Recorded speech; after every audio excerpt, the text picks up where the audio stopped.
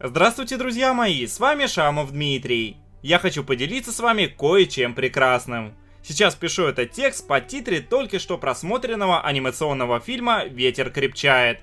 Меня настолько тронул этот фильм, что невозможно не поделиться своими мыслями и мнением. Хочется, чтобы каждый его посмотрел. Я называю «Ветер крепчает» фильмом, потому что работы великого Хаяо Миядзаки невозможно называть обычными мультфильмами, особенно то произведение, о котором сейчас идет речь. «Ветер крепчает» или по-японски «Казэ Тачино» — это последняя работа Хаяо Миядзаки, вышедшая в 2013 году.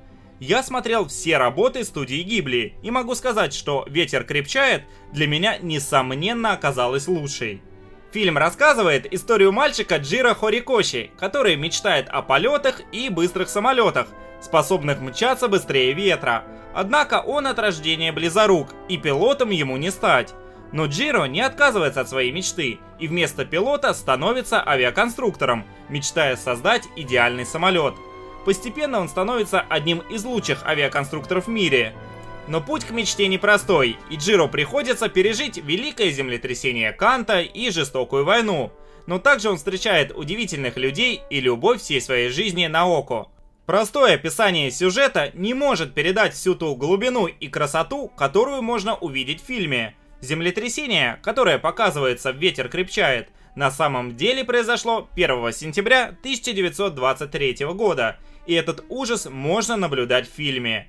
Действие картины разворачивается еще в довоенное время, поэтому можно посмотреть на настоящую старую Японию.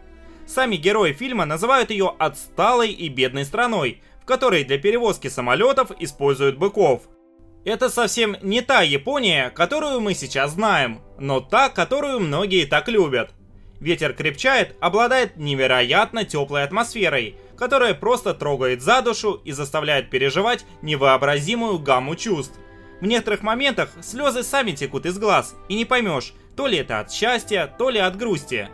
Картинка просто потрясающая, каждый кадр на своем месте, а степень детализации просто поражает.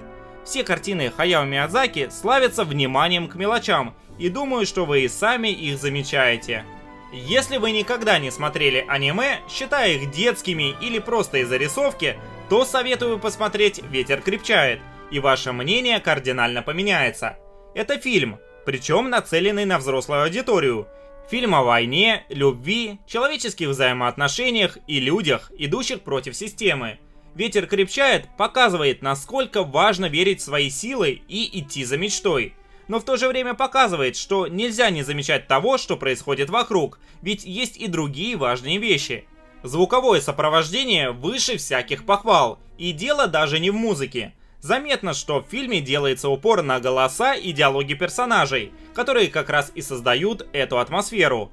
Не знаю, чувствуется ли она, если смотреть на русском, но советую вам все-таки посмотреть на японском с русскими субтитрами, чтобы оценить картину полностью. Очень жалею, что не пошел на «Ветер крепчает» в кинотеатр.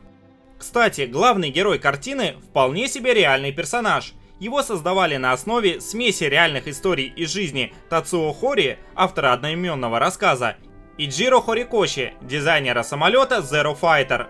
Понимаешь, что все это практически так и было, как показывается в фильме. «Ветер крепчает» — это словно подведение итогов карьеры Хаяо Миядзаки. Тема полетов, которая прослеживается во многих его работах, образы персонажей и антивоенные мысли. Все то, что Миядзаки создавал на протяжении десятилетий, вылилось в итоге в картину «Ветер крепчает». Вот что значит уйти красиво. Хотя надеюсь, что Хаяо Миядзаки передумает, и мы увидим еще одну потрясающую картину. Друзья, неважно, как вы относитесь к аниме, просто советую вам выделить пару часов своего времени и посмотреть «Ветер крепчает». Уверяю вас, вы не останетесь равнодушными. Моя оценка 10 из 10. И, пожалуй, это одно из главных открытий в кинематографе за последнее время.